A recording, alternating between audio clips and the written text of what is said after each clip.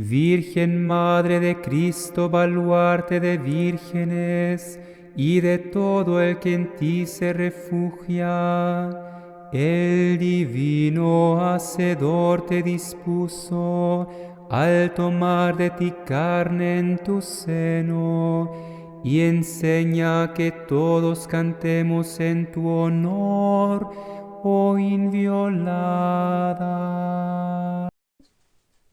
Salve Mater para todos, soy la doctora Diana Rojas y hoy en nuestro segundo día de camino de esperanza hacia el tiempo de la Semana Santa, vamos a empezar con un tema que se llama La Torre de la Iglesia. Esta es la novena visión del tercer capítulo de Sibias, que es el libro teológico de Santa Hildegarda, uno de los 3 libros teológicos, como les explicaba ayer, el más importante de ella, pero que todos se complementan. Es decir, cuando uno lee Sibias no lo puede leer solo, porque ella tiene 5 libros. Están Sibias, los méritos de la vida y las obras divinas, que son los 3 libros teológicos. Pero tiene también la medicina simple y la medicina compleja, que son los libros ya propios de las recetas de medicina que tiene Santa Hildegarda. Entonces, uno cuando lee un libro, lo ideal es ir leyendo, no tomar solamente un libro, porque el conocimiento que hay en un libro se complementa con el conocimiento que hay en el otro, y ella entrecruza, digamos, entrelaza todo ese conocimiento y va explicando unas cosas en uno, otras cosas en otro, y por eso a veces se puede pensar que uno se está inventando algunas cosas, ¿no? Es porque ya, en el caso mío, yo he leído los libros y sé las explicaciones que ella da de uno o de otro, y por eso yo puedo como conectar todo este conocimiento. Entonces, hoy vamos a leer La Torre de la Iglesia, que es la visión. Ella empieza siempre con la visión, es decir, lo que Dios le ha mostrado a ella en ese texto, ella lo relata, y luego, que es lo más maravilloso porque no hay que interpretar nada, ella va explicando, Dios le va explicando parte por parte esa revelación durante todo el capítulo, ¿sí? Entonces, vamos a empezar a leerlo. Hoy va a ser un poco más dispendioso porque voy a leer todo el capítulo, todo el texto de la visión, pero ya a partir de mañana pues vamos a empezar a desglosar esta visión. Y dice así: después vi allende la columna de la humanidad del Salvador, una torre de radiante esplendor, emplazada de tal modo en el muro de piedra al sur del edificio que era visible desde dentro y fuera del mismo. En la parte interior su contorno medía 5 codos de ancho, pero no pude calcular su inmensa altura. Vamos como recreando esto en la imaginación, ¿no? Nosotros vamos a escuchar a Santa Hildegarda, pero no lo piensen solamente como lo que yo estoy leyendo, sino que ustedes van a ir escuchándolo y recreando esto en la mente.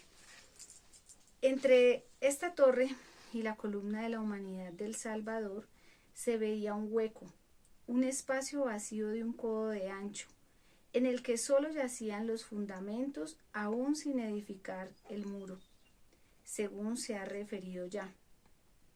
Pero la torre no estaba todavía rematada. La construían sin pausa muchos trabajadores hábiles y rápidos, y 7 magníficos torreones de firme trabazón guarnecían su cima. Y vi una escalinata que subía desde la parte interior del edificio hasta la cima de la torre. Sobre sus gradas, de la primera a la última, había de pie una multitud de hombres de rostros de fuego, vestidos blancos y negros calzados, entre ellos algunos de porte semejante al resto, pero más altos y resplandecientes, contemplaban absortos la torre. Luego vi, entonces miren que ahí nos está hablando de unos que trabajaban haciendo la torre, otros que estaban mirando absortos como los otros trabajaban, ¿no?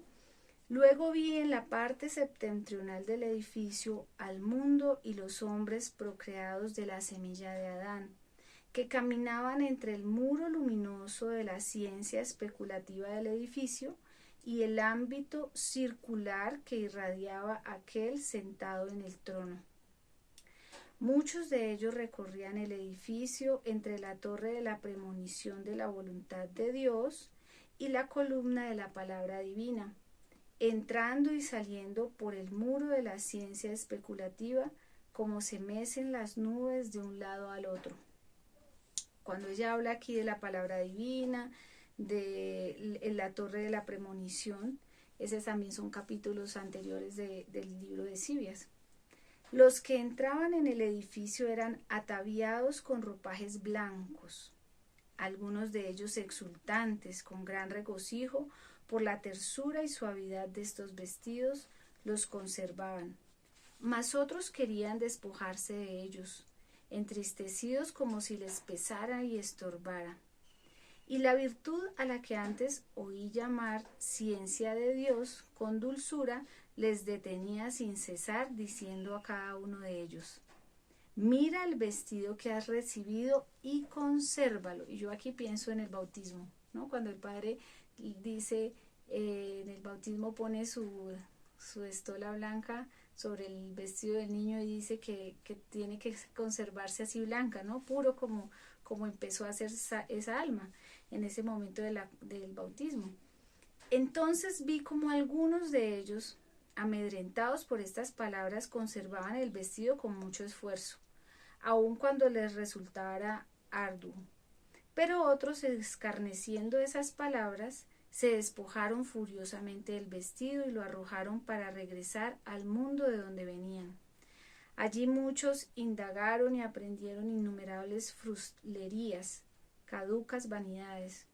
Finalmente algunos de ellos volvieron al edificio y de nuevo se pusieron el vestido que habían rechazado. Otros, en cambio, no quisieron regresar y desnudos permanecieron ignominiosamente en el mundo. Y vi a unos que venían del Aquilón, inmundos, llenos de negrura, como embriagados en el delirio, y que irrumpieron en el edificio y asaltaron la torre, danzando enloquecidos, silbando como serpientes. Algunos cesaron en su furia y fueron purificados, pero otros persistieron en su inmundicia y oprobio.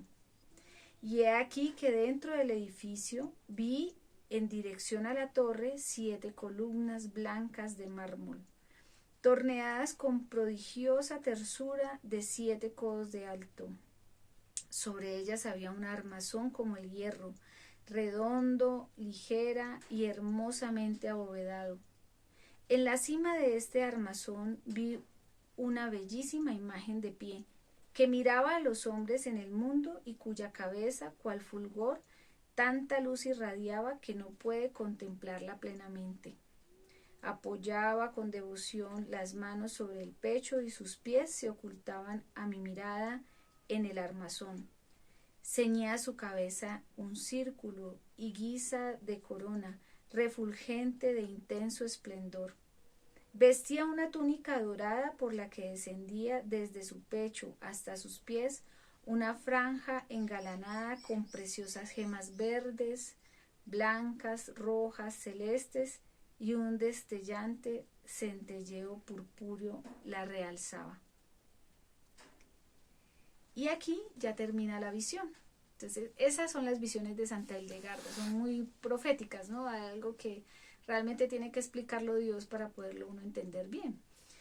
Pero digamos que yo aquí puedo ya empezar a pensar en todas esas almas que fueron llamadas, que entraron a esa torre, y algunas se les blanquearon sus vestiduras, o se les entregaron vestiduras blancas, lo que dice, y algunas se fueron a tirarlas, estaban enojadas, y luego otras volvieron del mundo y volvieron a reencontrarse, ¿no?, con esa vestidura blanca.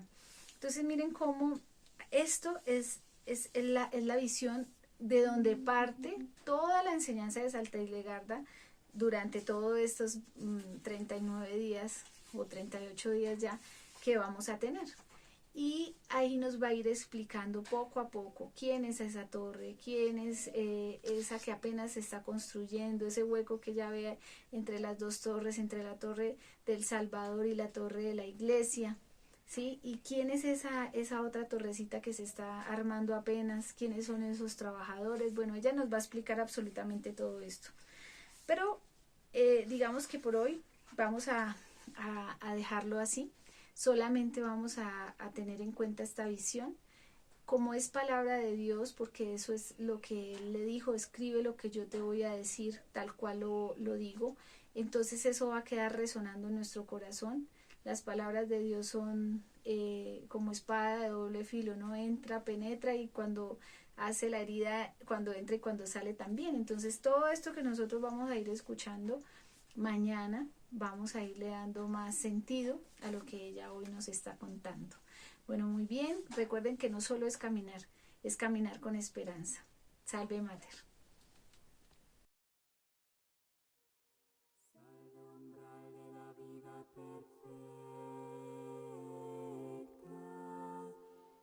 Salve, tú inicias la nueva Bueno, y en cuanto a la práctica de la penitencia que vamos a hacer el día de hoy, es uno dar gracias a Dios por nuestro bautismo, ¿sí? Por ser hijos adoptivos de Dios, por llevarnos a ese misterio tan grande que es la adopción filial de Dios Padre a nosotros, los seres humanos, los hijos caídos, digamos, de Adán. Pero también darle gracias a Dios por ese sacerdote que nos dio ese bautismo, por nuestros padrinos, orar por ellos si ya no están vivos, entonces orar por ellos y ser agradecidos con ellos, con el Padre que nos dio el bautismo, con todas las personas que estuvieron relacionadas con nuestro bautismo, con nuestros padres que nos llevaron a bautizar también, y ver cómo recordar y como conmovernos un poco, porque en la visión nos llama a eso, ¿no? A cómo nosotros, siendo puros en ese momento, porque se nos da el fuego del Espíritu Santo y nos purifica en ese momento el agua del bautismo, cómo nosotros empezamos a manchar esa purificación que ya se nos había dado. Entonces vamos haciendo una listica de las cosas cuando estábamos pequeños, cómo empezamos a decir mentiras, cómo empezamos a ofender a los demás, a ser groseros con nuestros padres, nuestros hermanos, es decir, hacer un examen de conciencia, porque en el momento del bautismo pues hubo una luz muy grande, pero hubo un momento en la infancia o en algún momento de la adolescencia, bueno, no sé, algunas personas tal vez en la adultez, que sería una gracia muy grande, pero empezamos a manchar con nuestros pecados esa luz tan grande que Dios nos regaló en ese momento. Entonces esa es la penitencia, digámoslo, de hoy. Vamos a recordar, vamos a dar gracias por todo lo que les conté ya, y vamos a pedirle al Señor, pues haciendo como un examen de conciencia, pues perdón por estos pecados, y si hay dolor de corazón de verdad de haber manchado ese vestido, pues entonces asistir a la confesión.